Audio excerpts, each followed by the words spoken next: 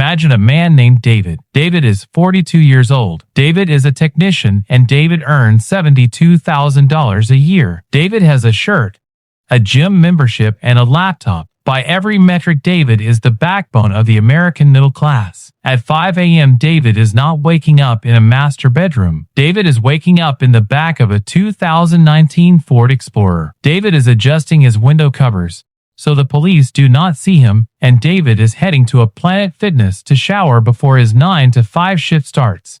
David is not a vagrant. David is not an addict. David is the face of American finance. Today, we are diving into a crisis that the mainstream media refuses to label. We are not just seeing a housing shortage. We are witnessing the displacement of the working class. In this 30-minute dive, we will uncover the math that failed the corporations that moved in and the terrifying reality of why earning six figures is the new being broke. Welcome to American Finance. With Michael, let us look at the data. Chapter 1. The Math That Broke America. To understand why people are living in cars, we have to look at the broken ratio. The broken ratio is a problem. Historically, things were simple. Your house should cost 30% of what you make. In 1970, the median house cost $24,000, and the median family made $9,000. That is a ratio of 2.6. Now let's look at the broken ratio in 2026. In cities, the median home price is $450,000. And the median income is $75,000. The broken ratio is now 6.0 or higher. The $100,000 trap. Let's do the math on a $100,000 salary. This is what people wanted to make in the 90s. After state taxes, you take home about $72,000. That is $6,000 a month. Now subtract a rent of $2,400.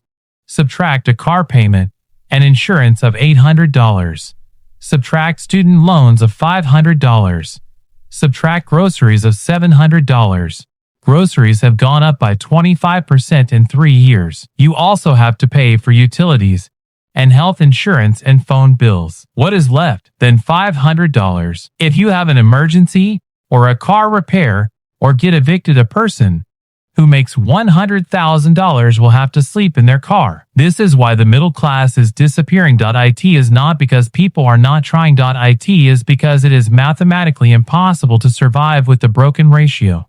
The broken ratio is a problem for people who make $100,000. Chapter 2. The Institutional Invasion. Why did prices go up quickly? You've probably been told it's because of supply and demand. That is part of the story. The other part is about investors buying up properties. After the 2008 crash, Wall Street realized that people will always need a home. Big investment companies started buying thousands of single-family homes. They do not plan to sell them.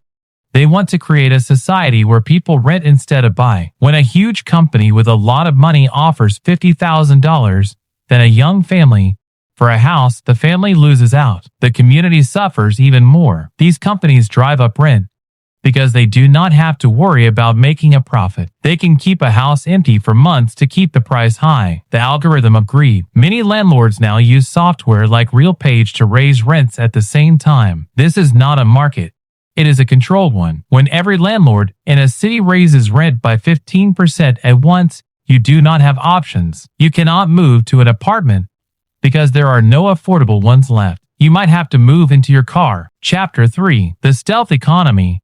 Living on four wheels. There is a difference between the van life you see on social media, with nice sunset views and fancy wooden interiors, and survival vehicle residency. Across America, safe parking programs are becoming really popular. These are parking lots, usually owned by churches or non-profit groups, where people can legally sleep in their cars. The daily routine of a hidden class. 1. The gym membership. This is not for exercising. It is for taking a shower. 2. The library. This is like an office. It is where they charge their phones and stay out of the heat or cold. 3. The stealth aspect. This is the tiring part. You have to make it look like you do not live in your car so you can keep your job. If your boss finds out you are homeless, people often think bad of you. You can get fired, which makes things worse. This is the strain it causes. You are always scared of the knock. A police officer telling you to move your car at 3 a.m. When you do not have a door that locks, you cannot feel safe. When you cannot rest, you cannot get back on your feet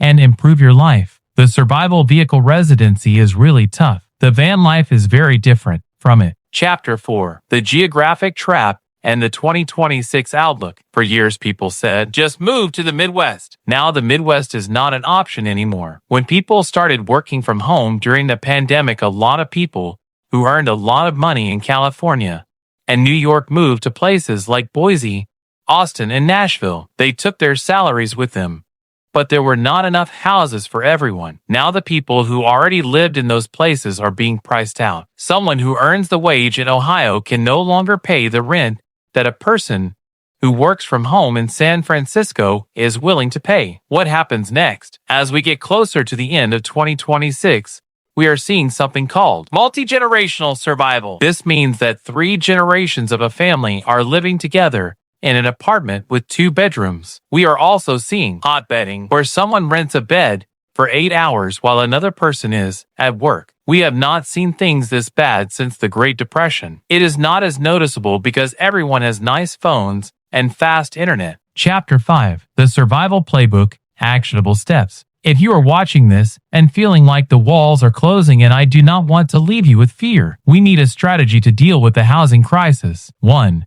Liquidity is king. When it comes to a housing crisis, cash is the thing that can protect you. You should avoid spending money just because you have it. If you get a raise at work, do not use that money to buy things or upgrade your life. Instead, use that money to save for emergencies. You need to have money saved to survive for 6 to 12 months. 2. Community over individualism. The idea of the American dream, where one family lives alone in a house, is becoming too expensive for people. Consider living with people or sharing the cost of a house with others. 3. Geographic arbitrage 2.0. Look for cities that are not too popular yet, but are still investing in new roads and buildings. These cities are called secondary hubs. They are places to live because they are not too expensive, but still have a lot to offer. 4. Skill diversification. If you have a job that can only be done in one place, or if you work in an industry that is declining, you are in a spot. The housing crisis can affect your job, so you need to be prepared. Liquidity is king, and skill diversification can help you survive the housing crisis. You need to have liquidity, skill diversification to be safe. Ending. The system is changing. The middle class is not just getting smaller. It's changing what it means. Being class used to mean owning certain things. Now in 2026, it means having control over your time and freedom. Don't be fooled by people not talking about this problem. It's real. If you stay informed and understand the money behind it, you can look out for yourself. I want to hear from you. Have you seen those safe parking lots in your city? Are you feeling the pressure? Let's discuss in the comments. We need to talk about this hidden problem. This is Michael. Thank you for watching American Finance. Subscribe for the truth that you won't hear on the news.